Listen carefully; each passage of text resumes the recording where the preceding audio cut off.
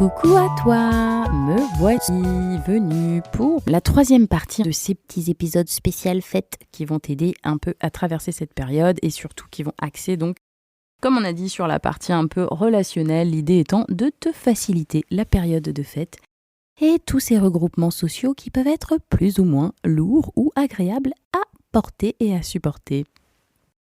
Dans l'épisode d'aujourd'hui, je viens te parler des conversations reloues. Bon, je pense que j'ai pas besoin d'expliciter davantage. Une conversation relou, je pense qu'on a à peu près tous à l'esprit. Dans l'optique là des fêtes, on peut s'imaginer le tonton avec son petit relent de racisme latent qui est là derrière, juste à peine dissimulé derrière son propos, ou voir qui met les 2 pieds dans le plat et qui va bien franchement dans les clichés et les stéréotypes racistes qui peuvent être très pénibles à entendre. On peut avoir les propos sexistes ou qui vont, venir diminuer les femmes. Qu'est-ce qu'on rigole. Les propos, je sais pas, de tata qui sait tout et qui va toujours t'expliquer qu'il ne faudrait pas faire comme ci, qu'elle aurait dû faire comme ça et expliquer et ramener finalement à son point de vue absolument tout ce que les autres ont fait, dit, pas fait et comment ils auraient dû faire. C'est peut-être un peu moins d'actualité en 2022, je ne sais pas, mais en tout cas, les commentaires, vaccin, pas vaccin, pandémie, Covid, où est-ce qu'on en est, bref. Des conversations reloues, j'ai pas besoin, comme j'ai dit, de t'expliquer ce que c'est. Il suffit de regarder à l'intérieur de toi comment tu te sens face à certains propos.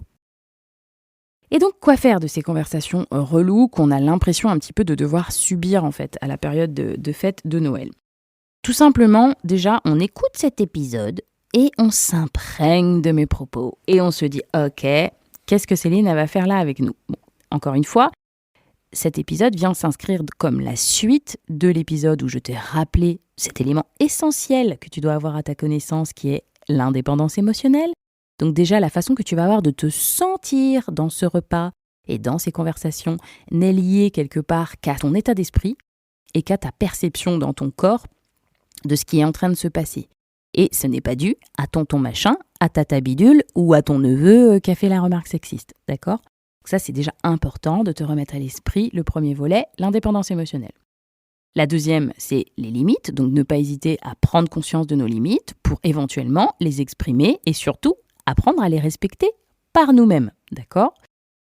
C'est tout à fait possible que dans le cadre de conversations un peu trop dérivées sur le racisme et le sexisme, on ait envie de mettre en place certaines limites pour nous protéger. Ça, c'est tout à fait envisageable. Maintenant, je vais aider dans cet épisode à en plus prendre un petit peu un nouvel angle, on va dire en tout cas, sur ces situations-là, sur ces conversations-là. Ce que j'aimerais en fait avec toi là, c'est que tu changes de rôle. Aujourd'hui, c'est un petit peu comme s'il y avait la scène familiale ou la scène de ce regroupement-là dans lequel tu es, et que tout le monde joue son rôle. Toi, tu es là pour faire la fille outrée qui peut-être « Mais non, c'est inadmissible que tu dises ça, tonton machin ». Tonton machin, il est là pour faire ses blagues pas drôles. Tata bidule, elle est là pour faire sa relou. Et peut-être que ton neveu, il est là pour faire sa remarque limite.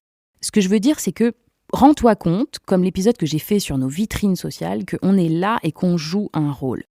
Et rien n'est plus intéressant que lorsqu'on prend conscience de ce rôle en fait dans lequel on est, parce que c'est des rôles inconscients, parce que c'est des reproductions parfois de choses qu'on a vues, parce que c'est des choses qui sont ancrées depuis notre plus tendre enfance et qu'on n'a pas tellement questionné. En tout cas, moi, ce que je viens questionner ici, c'est est-ce que toi, t'as déjà essayé de changer ton rôle ? Est-ce que toi, au lieu de jouer ton rôle tout connu, tout tracé d'avance, tel que tu le fais chaque année, est-ce que là, tu pourrais pas déjà te positionner différemment ? Et il est possible que ça change la dynamique. Il est même fort probable que ça change la dynamique. Ta façon de réagir, en fait, va conditionner aussi ce que l'autre va faire et l'autre va dire. Donc, c'est extrêmement intéressant déjà que tu questionnes ton propre rôle, que tu te regardes dans ton rôle et que tu te dises, tiens, qu'est-ce que je pourrais faire différemment et finalement prendre comme autre casquette, comme peut-être la fille, la scientifique curieuse qui vient dire « Ah bon, mais en fait, qu'est-ce que t'en penses vraiment ? Mais d'où ça vient en fait cette réflexion ? Pourquoi tu te dis ça ? Et pourquoi toi tu penses ça ?» Ça peut être un peu différent que de rentrer dans l'art de quelqu'un et de se dire « Ouais, mais c'est inadmissible !» De finalement, au lieu de confronter nos points de vue dans une sorte de guerre, peut-être pourquoi pas se positionner déjà dans justement un axe de questionnement, de d'où tu viens et qu'est-ce qui se passe exactement en toi et quelle est ton expérience qui fait que t'en arrives là. Ou alors même d'ailleurs quand c'est dit sous la forme d'une blague qui n'est pas drôle, pourquoi pas questionner en fait la blague et dire mais qu'est-ce qui est drôle en fait là-dedans ? Tu peux m'expliquer juste le mécanisme de l'humour parce que je le comprends pas. Tu veux bien me dire c'est quoi qui est marrant ? Bref, et donc finalement, comme je disais par rapport au rôle, ne pas hésiter à se dire ok, jusque-là j'étais un acteur, j'étais partie prenante, j'étais sur la scène en fait et je jouais mon rôle. Maintenant je vais juste me mettre comme un metteur en scène qui est dans les répétitions, tu vois, avant, il se met au premier rang et il regarde la scène. Donc lui, il a une vue un peu plus d'ensemble, plus générale. Il n'est pas dans voilà mon rôle, voilà ce que moi je vais dire, voilà ce que moi je vais faire. Il est ailleurs et il regarde un petit peu l'ensemble. Donc déjà, place-toi à un autre endroit. Prends ton popcorn et observe en fait la scène familiale ou tu vois du regroupement d'amis que tu as devant les yeux. Observe cette scène vraiment avec ton popcorn, comme si c'était toi qui regardais et qui te disait « Ok, maintenant je vais regarder chacun qui joue son rôle. Donc je ne vais pas m'attendre à autre chose. Quand je me pose et que je veux regarder ce film avec les acteurs tels qu'en plus je connais déjà leur prénom et je connais déjà leur rôle, je ne vais pas m'attendre à ce qu'ils jouent autre chose que ce qu'ils sont en train de jouer comme partition, quoi. Donc du coup, je vais dire voilà, dans le rôle principal, je vais nommer la mère qui va avoir telle et telle place. Et dans le rôle secondaire, je vais mettre le cousin bidule qui est particulièrement comme ci et comme ça. Et donc, quand tu vas voir les gens devant toi être dans leur rôle, tu vas pas être étonné. Et tu n'as même pas besoin, en fait, du coup, de réveiller comme ça toutes tes émotions qui t'emballent, qui parfois te mettent en colère, qui t'irritent ou qui, voilà, au plus haut point. Là, tu vas pouvoir juste laisser les êtres humains être devant toi dans leur rôle attendu. Pourquoi je dis ça ? Parce qu'en fait, pour te faire changer justement d'angle et de perspective sur ce qui est en train de se passer, dis-toi qu'en fait, tu as devant toi des êtres humains, donc qui ont des besoins, en fait. Ces êtres humains, comme je disais d'ailleurs dans l'épisode précédent, ils vont avoir des besoins. Les besoins basiques d'un être humain, c'est globalement d'être dans la connexion, et donc du coup dans l'interaction, l'authenticité en fait de cette interaction avec l'autre être humain devant lui. Pourquoi encore une fois ? Parce que dans cette connexion, en fait, on a la survie qui est latente, qui est sous-entendue. Donc effectivement, on a besoin de se sentir en connexion parce que c'est comme ça qu'on va recevoir en règle générale de l'amour et c'est comme ça qu'on va être reconnu, qu'on va être vu, qu'on va être entendu.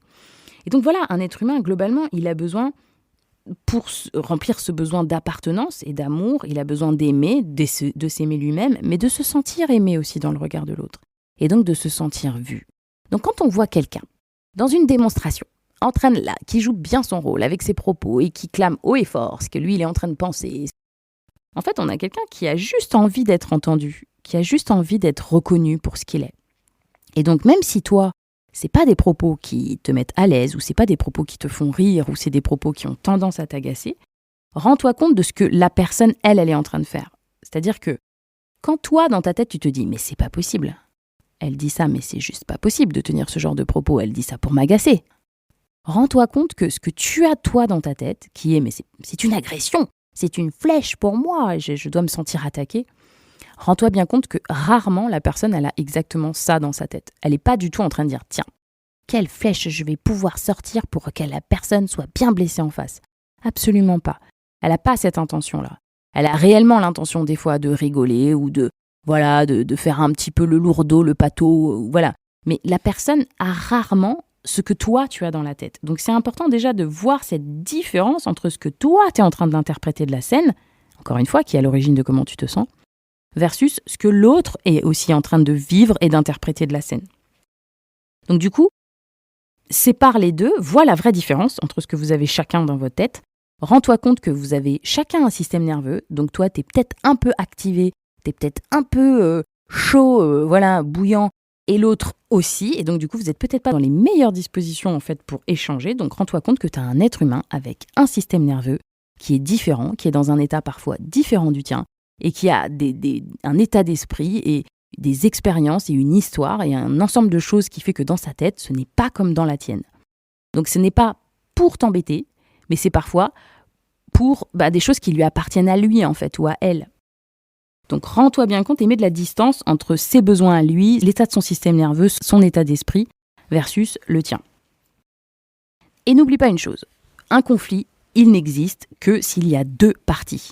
dans ce conflit. Un conflit existe parce qu'il y a 2 clans. Et si toi, t'as pas décidé d'être dans le conflit, il n'y aura pas de conflit. La guerre, elle existe uniquement parce qu'il y a 2 parties. Donc si toi, tu viens à un endroit et que tu te dis que t'es pas là pour être dans le conflit, sache que tu peux choisir de ne pas être dans le conflit.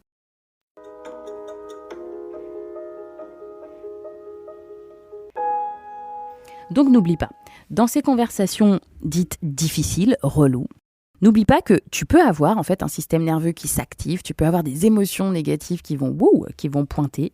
C'est toujours le moment de mettre une pause, de regarder ce qui se passe dans ta tête, de regarder ce qui se passe dans ton corps, de prendre pleinement possession, la responsabilité de t'apaiser toi-même. Si tu dois quitter la pièce, une conversation, aller respirer dehors, marcher, faire les 100 pas, faire un mouvement, aller hurler, voilà, en tout cas pas utiliser l'autre comme un punching ball, mais savoir toi te ramener dans un état d'esprit et état de ton système nerveux qui va être beaucoup plus bénéfique, en tout cas si tu as envie d'être dans le partage avec la personne.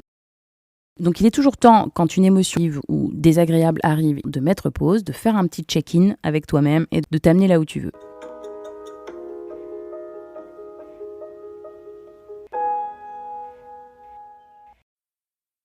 Et j'ai envie de finir cet épisode en te citant la phrase de Vincent Mellec, un ostéopathe kinésithérapeute qui a une chaîne qui s'appelle la chaîne Santé. J'adore les propos et la façon qu'il a d'aborder les patients et le soin de manière générale. Bref, donc cet homme est à écouter et quoi qu'il arrive, il a fait une vidéo sur ce que mon psy m'a dit il y a 10 ans.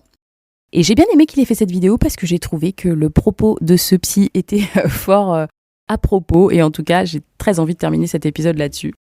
Et son psy, donc, du coup, lui avait dit « Parfois, c'est au plus clairvoyant de prendre de la hauteur et du discernement pour sa propre sauvegarde. » Voilà, donc j'ai très envie de te laisser méditer sur cette phrase. Parfois, c'est au plus clairvoyant. Donc le clairvoyant, c'est toi, parce que tu viens d'écouter ce podcast et que tu as des prises de conscience et que tu vois un petit peu ce qui se joue. Donc c'est toi le plus clairvoyant. Donc voilà, de t'extraire de la scène, de prendre de la hauteur, et au lieu de jouer ton rôle, de te mettre un peu dans le public et regarder ça avec ton petit popcorn de l'extérieur. Et de prendre du discernement, c'est-à-dire te rendre compte que tu es un être humain qui pense, qui a des besoins, mais tu as en face de toi un autre être humain avec d'autres besoins qui pense différemment. Donc voilà, vous n'avez pas les mêmes choses dans la tête. Et plutôt que d'être à fond, tête baissée et le nez comme ça dans juste ta vision des choses, voilà, voir avec un peu plus de discernement l'ensemble de la scène pour ta propre sauvegarde. Parce qu'en fait, c'est à toi que tu rends service quand tu fais ça. C'est pas pour simplifier les choses. Il n'y a pas besoin de se dire « Ouais, mais c'est trop facile, c'est toujours les mêmes qui font des efforts. » Absolument pas. C'est pour ta propre sauvegarde, à toi. Donc voilà, parfois, c'est au plus clairvoyant de prendre de la hauteur et du discernement pour sa propre sauvegarde. Une phrase fort utile à avoir à l'esprit quand on est là, qu'on prend cette distance un petit peu par rapport à la scène et qu'on regarde les choses se dérouler devant nous, eh bien c'est de se dire « Ok, j'ai en face de moi un être humain qui fait du mieux qu'il peut avec ce qu'il a. Et même si c'est pas terrible parfois, il fait du mieux qu'il peut avec ce qu'il a. » C'est une phrase qui est assez réconfortante en vérité, quand on se le dit très très sincèrement. Quand on regarde devant nous et qu'on se dit que finalement on a peut-être devant nous juste quelqu'un qui fait ce qu'il peut et qui n'a pas les mêmes armes que nous, les armes intellectuelles, les armes émotionnelles, les armes de prise de conscience. Donc oui, en fait c'est fort utile de se dire que peut-être la personne elle fait du mieux qu'elle peut et toi ça te fait en tout cas réviser la façon que toi tu vas avoir d'aborder l'autre, de te sentir par rapport à l'autre et donc la manière que tu vas avoir de lui parler, d'être en interaction avec lui, de le questionner sincèrement. Donc oui, c'est quelque chose d'extrêmement utile d'avoir à l'esprit, que je te suggère là, et ça peut servir dans plus d'une situation de se dire « mais en fait, j'ai juste en face de moi quelqu'un qui fait du mieux qu'il peut ». Je te laisse avec ça, et je te dis à très vite pour le volet 4.